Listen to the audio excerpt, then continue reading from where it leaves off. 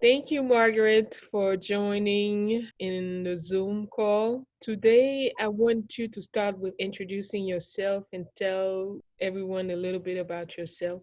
Hey, my name is Margaret Haven. I was born in New York, but grew up in Savannah, Georgia. I always had a love for science. I remember when I had my little change, I would run down to the store and buy a magnifying glass. So I always had a love for science. And I was encouraged to some degree with my mother. She never said no on science. For projects, she worked towards me finishing that project. So I always had a love for fixing things, science, analytical type. Tell us a little bit about how did you get into the hair industry? Mm. That was a little bit by error, I guess. Like I said, I always loved science, and the only thing I did in beauty when I was coming through high school was my middle sister was really instrumental in about fashion and design. But beyond that, no, I looked for a job, and you know how you think you're supposed to be going one direction, God had another plan. Yeah. Well, I majored in food science and technology, so I thought I was going to work with food companies. Hmm. But I went to this place and I went back home. I was trying to find a job. You know, you always go back home. I went back home, knocked on every little door in that area, Savannah area. They said, well, we have a project. It's not ready right now, but we will probably need you. And I'm like, yeah, yeah, yeah. So I moved back up to Atlanta. And believe it or not, 2.5 years later, they called me. It was a company called Dark and Lovely. We were part of the No Lie Relaxer. So that was my experience and exposure working directly with hair. Being a small company, you do everything salon division, making product, quality control. So that really piqued my interest. Even though I made it in food per se, food science and technology, the jobs they had were up in a cold region. I didn't want to go cold. And I did get the opportunity to work with a food company. I said, you know what, I like this hair thing better. So Hmm. that was my first start in the hair care. Thank you. So I wanted to talk about what do you think about then and now people are more into natural and how what's your approach on the holistic approach on hair, from what it used to be then and what it is now also. People say we just started with natural. Really, we were born with natural, and we had comb press hair. And again, my middle sister, because of her hair length and her style, Mm-hmm. they used her as a model for the when the relaxer came out, when the Johnson products came out. And that's about all that, I got involved with the hair industry per se or like for it. But when I got into it, the research, it was like a beginning. You starting out with a project and you're working it all the way through. The difference I see then was a lot of comb press. Even though my older sister hair, you really didn't need a comb press. It's what you would call what you call Mm-hmm. shampoo and go, wash and go. Her hair was more the wash and go style. And my hair was basically comb pressed, but I could never hold it because I was so active, I was sweated out. The Mm-hmm. difference in the industry, what I see now, was that people took care of their hair. There weren't that many terminology. And that's what the natural movement brought out. Different terminology. That's why I got back into the industry. But terms that you say, I'm trying to figure out what exactly do they mean? How can I relate that in a cosmetic way? The holistic term, I remember that like, I was getting ready to go to a grad school in the 70s. And then we were talking about holistic then or natural, because that came out more so in the 70s. And how they spelled it then was spelled with the WH, not with like spiritual. As you can see, you would see it both ways. Mm-hmm. And it was really what you would eat, because really before people just ate, they didn't really pay attention too much to what they were eating previously. And then you start getting different. In the movement, the 60s started doing a little bit of that, and it's kind of spurred out into the 70s. But it is true. What you eat is who you are. Your lifestyle is who you are. When I was at Ohio State University, one of my instructors, and I wish I could remember her name, she taught diet therapy. And she talked about lifestyle. And that's true. How you live or it's going to affect you because that's how your nutrients get into your system. So this, I believe, this strongly believe there's truth in it. It's just that there's so many people have their own input that you really got to figure out exactly what is it that they mean by it. Mm-hmm. What foods are you really eating? The food process has changed. I know there were a couple of ladies who talked about that, Beatrice Trim Hunter and Adele Davis. They have books out now, and they talked about how the nutrients, how it absorbed into your system, and how they would kill the cattle, and how they would do it then and before I should say, and now. So I truly believe it has what you do as far as the heat, too much heat in the hair. We used to burn hair, but no one thought anything of it, you know. And the process and the application of a product, all that ties into it. So again, I said I was grew up natural, um, and basically in college, at the first year was compressed. I remember I came back home and told my brother was a good lady on campus who had an afro, and she looked good. And he said, "Well, won't you wear one? If your brother said, what you gonna do? You gonna wear one?" But you look good with natural hair right now. Thank you. So you really want, and I always promoted health. So Mm, you really want to make product and processes and procedures that emulate um, healthy practices. mm, Because see, that was a whole different. I grew up in the term when you didn't eat in the beauty salon. You mm, didn't really talk in the beauty salon. mhm, Madam Myers in Savannah, Georgia, or right off of West Broad Street, y'all call Martin Luther King now. We had a school, and I emulated her. I said, "Well, I grew up and be just like her," mm. and so it was a very professional feel. Yeah, so you certain things that you did not do. It was no stress and drama, basically, in the beauty shop. Yeah, so I talked about that too, how stress can affect your hair Mm-hmm. also, you know. And I also think about the quality of the product too, how they work hand in hand too. What is your take on that?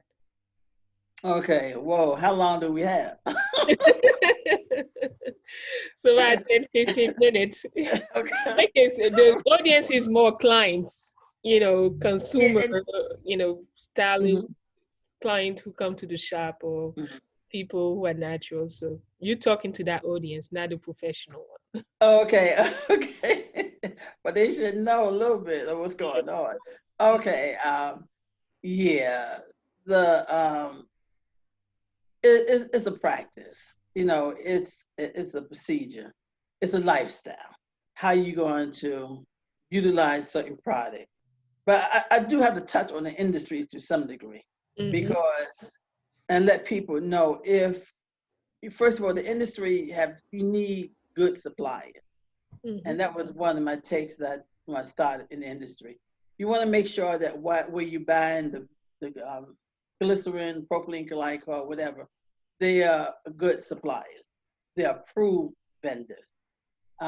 You want to make sure when you're mixing it, you have the right procedure and you're doing it the same way every time. You know, just like egg, sugar, flour, they all make a cake, but you don't make an angel food cake the same way you make a pound cake. It's a difference in it. So it's a big industry. I know a lot of people became very successful with it, but you really need to focus on, I believe, on caring of what you're producing and producing the same thing every time. And see, this is where some of the things that happen with the YouTube when they say I pour a little bit of this and I pour a little bit of that in it. Well, can you duplicate that same recipe each time? And it shouldn't be a recipe technically, it should be a form, become a formula. And that's a whole procedure. So some people got in it because of the love of it, just like anything else. This is what they wanted to do. And some people got in it because of it's a good money maker. But you really want to make sure that whether you're using it correctly. Because some people they may read the instructions. You know, we all guilty of this. We want to do it our way, and I think that's what happened with the relaxer when they took it out of the hands of the professional, and everybody started putting the relaxer on it on their hair.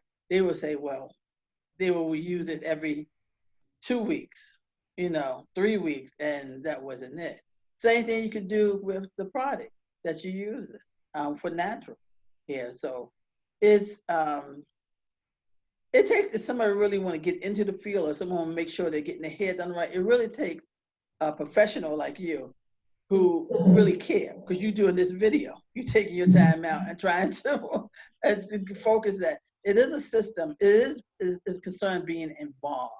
It's not just throwing something on top of your hair mm, and saying, look at the end results. But long term, it may ruin you. Just like you say when you twist the hair. Some mm, people twist the hair and roll the hair wrong. I watch your video. I watch not only you, I watch other people's video to mhm, see what they are doing. mhm, And if you're really involved in it, I believe that's the step that you should take to mhm. make sure that you're doing it correctly.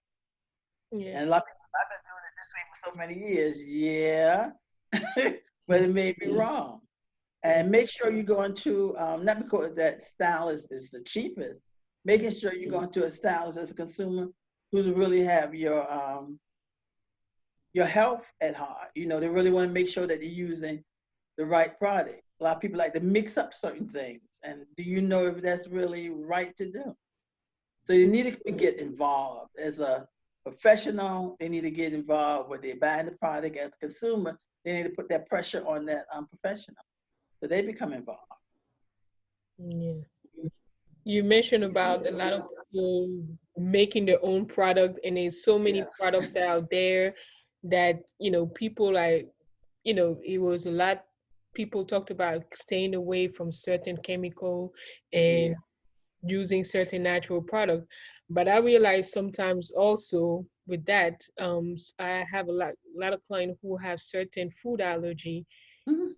They're also allergic to the natural product. So my personal take on is not just not paying attention, just go all the way natural, Mhm. but also figure it out what are you allergic to, because it might be natural and you might be allergic to that natural product, which can also affect your hair.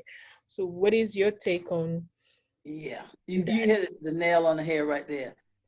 Just because it's natural doesn't mean that it's good. I said my grandma said she was allergic to strawberries, but you would never know it when she goes to the restaurant. You get strawberry here and there. But a lot of natural ingredients has some effect. Mercury, iron, they're natural. Okay. In fact, that's one of the reasons why I got back into the industry because they were saying a lot of things that were erroneous. Petroleum, which you know is petroleum jelly, that is natural. It comes from the ground because crude oil has refined. Now, you may not like something about it and say that, but Mhm, certain things are natural. You have an allergy to it. Some people are allergic to grass, some sunlight. So you don't knock these things out of your industry. You just say, well, what is, like you said, am I allergic to? And mhm, it tickles me when somebody say, I'm allergic to so and so. I said, how do you know if all the ingredients in this product? Why did you pick this particular item? So when you do that, then it goes back and forth. So in the scientist's view, the people look at them and say, they don't know what they're talking about. So mhm, when you look at it, you got to look at it analytical. You got to do some, if you choose, you don't have to, but if you choose to, you say, well, what do I think that is causing the effect? And this way you go step up and get a professional and try to figure it out. Now, some people take the allergy test and you could go that further, but certain ingredients are not as harmful as people made them to to be harmful. Okay. Um, then certain things they say I don't want a preservative in it. Now we know we don't have all day to talk about that because that's one of my pet peeves. Um, so it's then you have to trust the person who did the research, and the person who's doing the research need to trust what they read. One thing about Google now, I have to not say Google, just the internet. One thing about the internet, it gives you a lot of information. And some people say, well, how do I know it's the right one?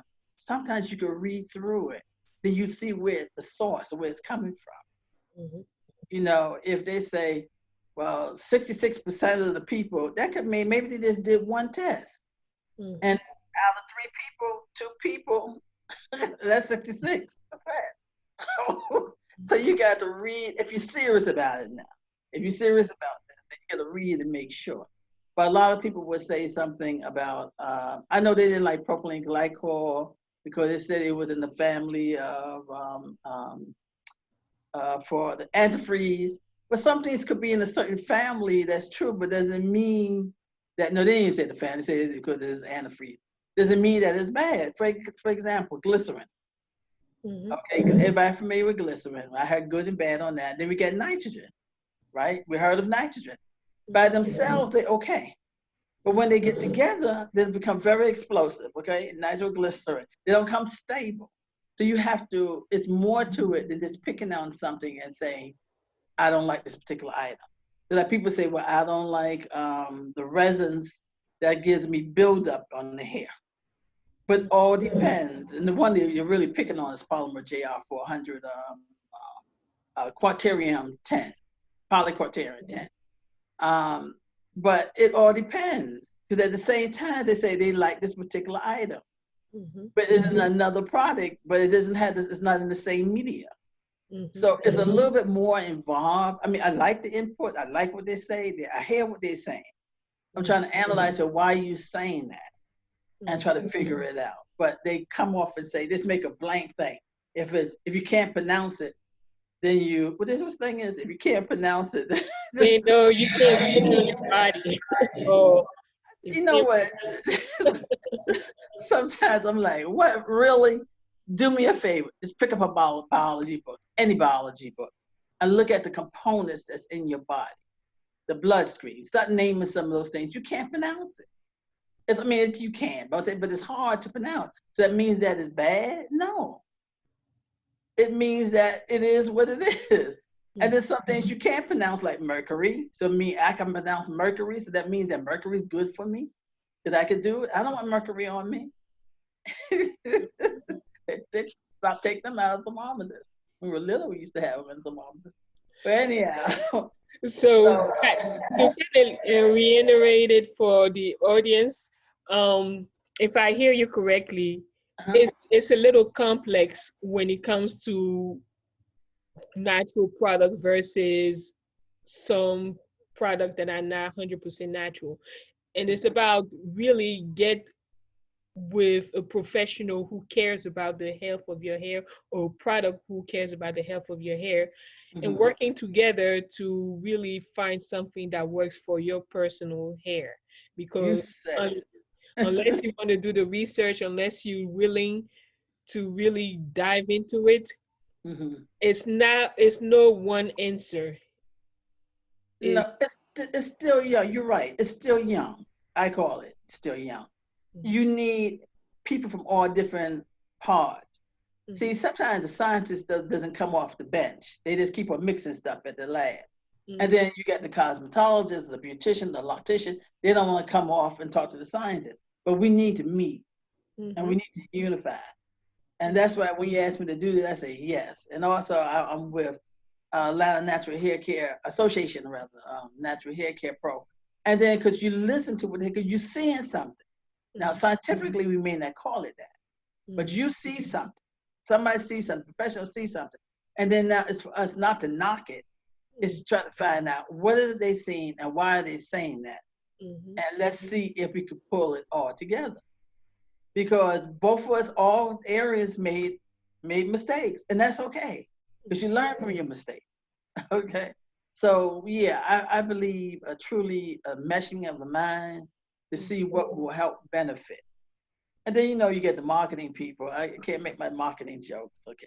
But we got the marketing people who would take it to a new light. But they can take it carefully to a new light and take it and make you and see what they're talking about. Mhm. But the thing is, the truth of the matter, if you're in it for real, for seriousness, and you try to figure out, well, what is it they seeing that's causing this reaction?